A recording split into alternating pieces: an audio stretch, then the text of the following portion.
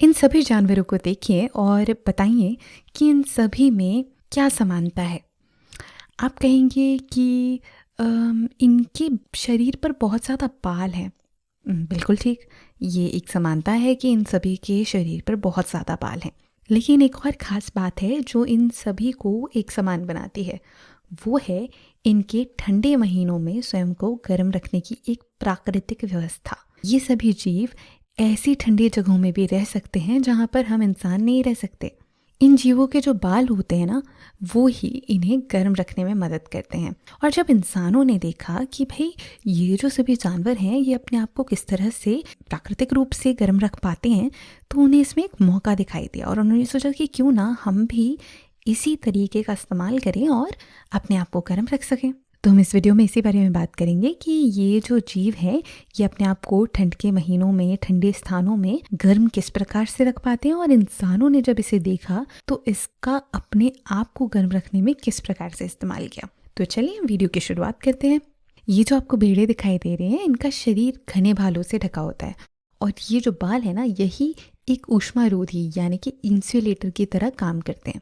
अब ऊष्मारोधी क्या होता है? ऊष्मारोधी आपके शरीर के ताप को, आपके शरीर की हीट या ऊष्मा को रोक देते हैं बाहर जाने से।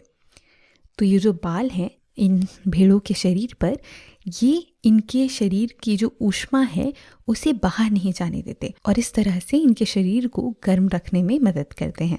और इस तरह के जो बाल होते हैं जो मुलायम होते हैं, पतले या घुंघराले होते हैं, वही ऊन कहलाते हैं या उनसे ऊन बनता है। ये जो ऊन है ये प्राकृतिक रेशे होते हैं जो इन भेड़ों के शरीर को गर्म रखते हैं। तो ये जो ऊन होता है वो दो तरीके का होता है, मोटा और महीन। महीन या मुलायम ऊन कह सकते हैं हम। महीन या मुलायम ऊन के जो ऊनी रेशे होते हैं वो मुलायम और पतले ऊन या बालों से लिए जाते हैं। और इसके लिए किसान क्या करते हैं? किसान सिलेक्टिव ब्रीडिंग कराते हैं, जिसे कहते हैं वर्णात्मक प्रजनन। इसमें क्या होता है कि किसान विशेष गुणों वाली भेड़ों को चुनते हैं। विशेष गुण क्या हुआ है? जैसे किसी भेड़ के बहुत मुलायम और पतले बाल हैं तो ऐसी भेड़ों को चुनकर उनका प्रजनन करवाते हैं और समय के साथ इससे जो भेड़ें पैदा होती हैं उनसे हमें सर्वोत्तम गुणवत्ता का ऊन प्राप्त होता है। तो भेड़ों के शरीर पर ये जो मिलने वाला ऊन होता है, इससे भेड़ें अपने आप को गर्म रखती हैं और ये एक इंसुलेटर या ऊष्मारोधी का काम करता है। और यही चीज़ जब मानव ने देखी तो उसने कहा कि क्यों ना हम भी इसका इस्तेमाल करें अपने आप को गर्म रखने के लिए। तो अब हम जानते हैं कौन कौन सी भेड़ें होती हैं, कौन कौन से ऐसे जीव होते हैं जिनसे हम ऊन प्राप्त कर सकते हैं। तो ये जो है ये सबसे आम तौर पर मिलने वाली भेड़ है जिसे कहा जाता है टेनरी भेड़। ये बहुत आम होती है और लगभग सभी जगहों पर पाई जाती है, सिर्फ आर्कटिक या अंटार्कटिक क्षेत्रों को छोड़कर, जो कि बेहद ठंडा होता है। और इससे प्राप्त होता है हमें सामान्य ऊन। अब चलिए जानते हैं दूसरे जीव के बारे में। ये हमारी अंगोरा बकरी है। ये जम्मू और कश्मीर के ठंडे प्रदेशों में पाई जाती है और इससे जो हमें ऊन प्राप्त होता है उसे कहते हैं मोहर। ये बहुत ही नर्म और मुलायम ऊन होता है। अगला जीव है कश्मीरी बकरी। कश्मीरी बकरी के नाम से आप समझ गए होंगे कि ये जम्मू और कश्मीर में पाई जाती है और इससे हमें पश्मीना ऊन मिलता है। पश्मीना ऊन के बारे में आपने ज़रूर सुना होगा। ये एक बहुत ही महंगा बिकने वाला ऊन होता है क्योंकि इसकी जो गुणवत्ता होती है वो बहुत अच्छी होती है। ये बहुत ज़्यादा गर्म होता है और बहुत ही ज़्यादा मुलायम होता है और इसी कारण से ये बहुत ही ऊंचे दामों में बिकता है।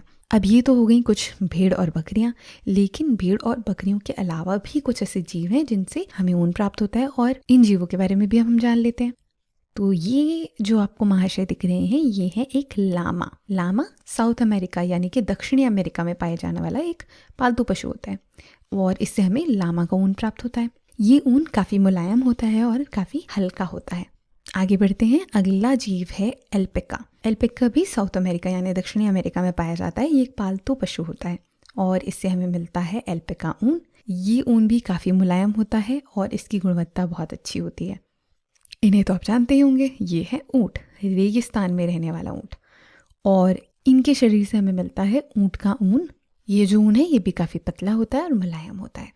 तो इससे हमें पता चलता है कि ऊन एक बहुत ही अधिक विविधता वाला पदार्थ होता है।